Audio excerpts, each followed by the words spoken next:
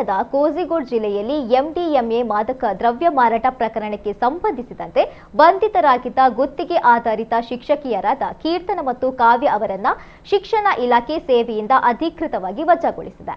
ಮಾದಕ ದ್ರವ್ಯ ಜಾಲದಲ್ಲಿ ಲೇಡಿ ಡಾನ್ ಎಂದೇ ಗುರುತಿಸಿಕೊಂಡ ಆರೋಪಿಯಾದ ಕೀರ್ತನ ಶಾಲೆಗಳಲ್ಲಿ ಮಾದಕ ದ್ರವ್ಯ ವಿರೋಧಿ ಜಾಗೃತಿ ಕಾರ್ಯಕ್ರಮಗಳಲ್ಲಿ ಸಕ್ರಿಯವಾಗಿ ಭಾಗವಹಿಸ್ತಾ ಇದ್ರು. ಮತ್ತೊಂದೆಡೆ ರಹಸ್ಯವಾಗಿ ಸಹೋದ್ಯೋಗಿ ಕಾವ್ಯ ಜೊತೆ ಸೇರಿ ರಹಸ್ಯವಾಗಿ ಡ್ರಗ್ಸ್ ಜಾಲವನ್ನ ವಿಸ್ತರಿಸ್ತಾ ಇದ್ಲು ಎಂಬ ಆರೋಪ ಕೇಳಿಬಂದಿದೆ. ಆಪರೇಷನ್ ತೂಫಾನ್ ಕಾರ್ಯಾಚರಣೆಯ ವೇಳೆ 2 ಗ್ರಾಂ ಎಂಡಿಎಂಎ ಸಹಿತ ಬಂಧಿತನಾದ ಸಫ್ವಾನ್ ನೀಡಿದ ಮಾಹಿತಿಯ ಆಧಾರದಲ್ಲಿ ಈ ಇಬ್ಬರು ಶಿಕ್ಷಕಿಯರನ್ನು ಬಂಧಿಸಲಾಗಿದೆ. ಪ್ರಾಥಮಿಕ ತನಿಖೆಯ ಪ್ರಕಾರ ಆರೋಪಿಗಳು ಯುವಕರು ಹಾಗೂ ವಿದ್ಯಾರ್ಥಿಗಳನ್ನ ಗುರಿಯಾಗಿಸಿಕೊಂಡು ಮಾದಕ ದ್ರವ್ಯ ಪೂರೈಸ್ತಾ ಇದ್ದರು ಎನ್ನಲಾಗಿದೆ.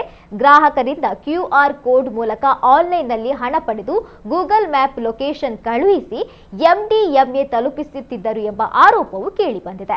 ಇದೇ ವೇಳೆ ಆರೋಪಿಗಳ ಬ್ಯಾಂಕ್ ಖಾತೆಗಳಿಗೆ ಬಂದಿರುವ ಲಕ್ಷಾಂತರ ರೂಪಾಯಿ ಹಣದಿಂದ ಐಷಾರಾಮಿ ಕಾರು ಖರೀದಿಸಿರುವ ಶಂಕೆಯೂ ವ್ಯಕ್ತವಾಗಿದೆ.